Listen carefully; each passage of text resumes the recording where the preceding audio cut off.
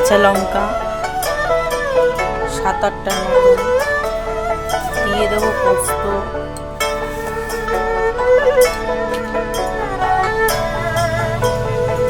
দিয়ে দেবো সাদা জিরে,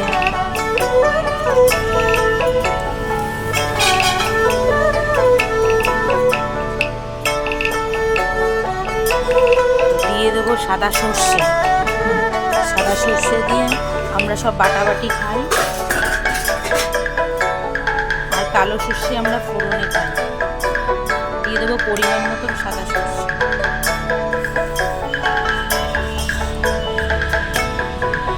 দিয়ে দেবো সামান্য পরিমাণে হলুদ,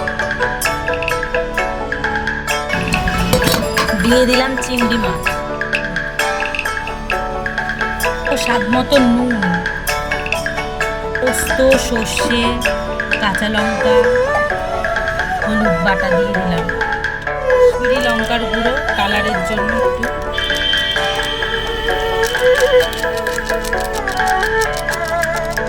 কাঁচা লঙ্কা 3টে, সর্ষের তেল। মাছটাকে মেখে রেখে দেবো। আমি সামান্য পরিমাণ মিষ্টি, যারা খাও তারা খাবে, আর যারা না খাও তারা এড়িয়ে যাবে মিষ্টি। এই দেখো ডাব চিংড়ি করেও লাগে থাকতে পিছনটা কেটে রেখে দিয়েছিলাম, কেটে রেখে দিয়েছি যাতে ওভেনের মধ্যে এটা বসতে পারে ভালোভাবে। মুখটাও কেটে নিয়েছি বড় করে, ডাবের মাথায় আটকে দেওয়ার জন্য এটাও নিয়ে নিয়েছি। আমরা দেখতে পাবো কেমন করে করি, কীভাবে করছি আমি। এর উপরে ডাবটা বসিয়ে নিলাম,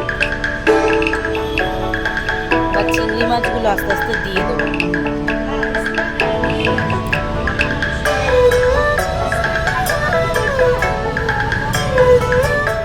নেব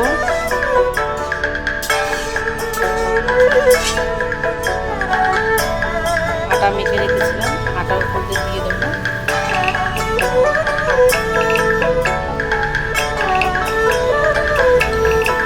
গ্যাসের ওভেনে বসিয়ে দিয়েছি, এইভাবে 1 ঘন্টার মতো হতে থাকবে, লো করে দেবো।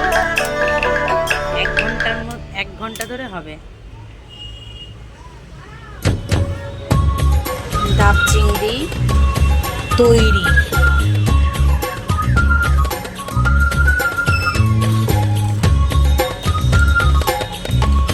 তোমাদেরকে এবার খুলে দেখ।